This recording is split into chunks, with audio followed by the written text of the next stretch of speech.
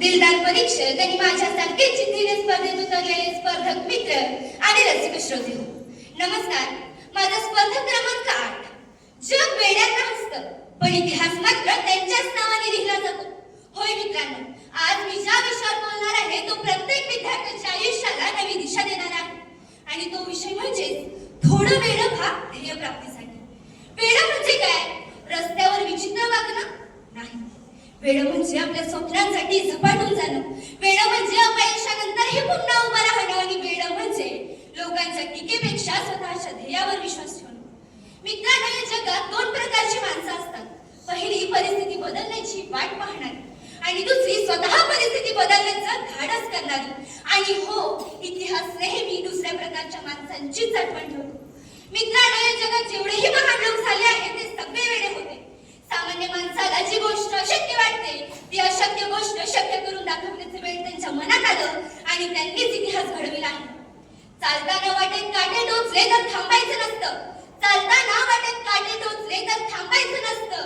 त्या जखमांवर कोमल फुंकर मारून पुन्हा नवीन वाटेवर चालायचं असतं. मित्रांनो, आज मोबाईल, सोशल मीडिया, वेळेचा अपव्यय या सर्वांमध्ये आपण मनोरंजनाचं आरामाचं आयुष्य जगत आहोत. अनेक विद्यार्थी यश हवं म्हणतात परंतु त्यासाठी लागणारा त्याग मात्र टाळतात. हे चालणार नाही. आपल्या आयुष्यात एक ध्येय असलं पाहिजे. त्यासाठी आपण स्वतःला झोकून दिलं पाहिजे. एखादा माणूस जेव्हा ध्येयासाठी वेडा होतो तेव्हा त्याला रात्र दिसत नाही आणि दिवसही दिसत नाही. त्याला भूक लागत नाही आणि तहानही लागत नाही. जेव्हा थॉमस एडिसनने विजेच्या दिव्याचा शोध लावला तेव्हा त्याला अनेक वेळा अपयश आले. लोक त्याला वेडा म्हणत होते पण त्याच वेडेपणाच्या जोरावर त्याने संपूर्ण जगाला मात्र प्रकाश दिला. मित्रांनो, सुमारे 300 वर्षापूर्वी स्वराज्याच्या ध्येयासाठी जाग्या झालेल्या एका मावळानं अवघं मावळ रान जागं केलं. आणि मग सह्याद्रीच्या खडकाळ भूमीवर जागे झालेल्या मावळ्यांनी हिमतीनं हातात नांगर धरला, रक्त शिंपून मोती पिकविले आणि काळ्या भिन्न पहाडावरती देखील मोत्यांची भरघोस कंस डोलू लागली. आणि बघता बघता 1 करोड होण्याचं हिंदी स्वराज्य जन्माला आलं. अहो, त्यांच्याकडे पैसा नव्हता पण स्वप्न मोठी होती. त्यांनी कठोर परिश्रम, जिद्द आणि मेहनतीच्या जोरावर भारताचे मिसाईल मॅन म्हणून ओळख मिळवली. ते म्हणजे डॉक्टर APJ अब्दुल कलाम. त्यांनी सांगितलं होतं की स्वप्न ती असतात जी झोपेत बघितली जातात, तर स्वप्न ती असतात जी तुम्हाला झोपूच देत नाही. मित्रांनो, स्वराज्य हा माझा जन्मसिद्ध हक्क आहे आणि तो मी मिळविणारच या टिळकांच्या गर्जनेनं अख्ख्या देशाला जागा केलं. आणि मग ध्येयवेळे क्रांतिकारक स्वातंत्र्याच्या प्राप्तीसाठी अभिमानानं फासावर लटकू लागले. अहो, ध्येय गाठायचे असेल तर अर्जुनासारखे लक्ष्यभेद करणे गरजेचेच आहे. आजूबाजूला काय चालले आहे, कोणती प्रलोभने आहेत ते सर्वांकडे दुर्लक्ष करून आपण आपल्या ध्येयावर लक्ष केंद्रित केलं तर ध्येय नक्कीच साध्य होते. मणिपूर येथील दुर्गम भागात जन्मलेल्या मेरी कोमने जागतिक हौसी बॉक्सिंग अजिंक्यपद स्पर्धेत विक्रमी 6 वेळा सुवर्णपदक जिंकले. अहो, आज मलाला युसुफजाई हिने पाकिस्तानमध्ये मुलींच्या शिक्षणासाठी समाजाचा विरोध करून लढा पत्करला आहे. ALS यासारख्या असाध्य आजाराने शरीर पूर्णपणे निकामी झालेले असतानाही आपल्या बुद्धिमत्तेच्या जोरावर ज्यांनी विश्वशास्त्रज्ञ आणि भौतिक शास्त्रज्ञाचे नाव कमविले ते म्हणजे स्टीफन हॉकिंग. हे सगळे ध्येयवेळेच होते नाही का?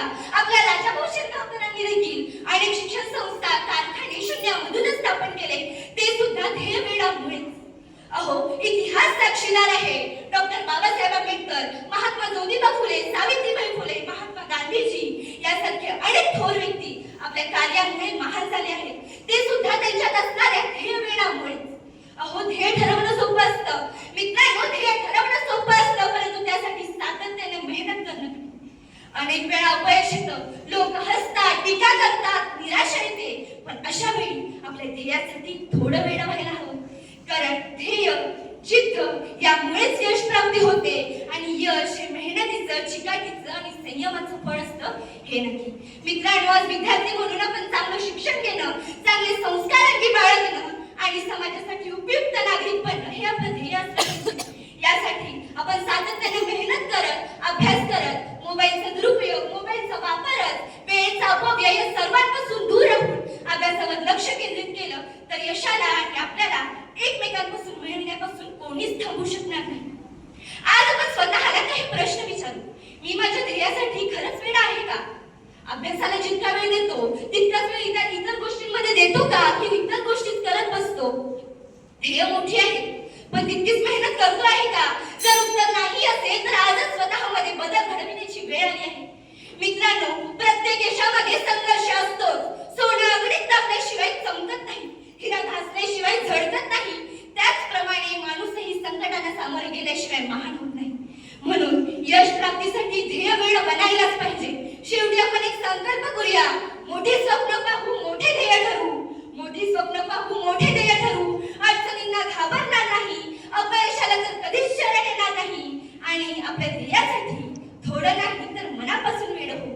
शेवटी मी एवढंच म्हणेन, ध्येयासाठी पेटू दे चितीची ज्योत, ध्येयासाठी पेटू दे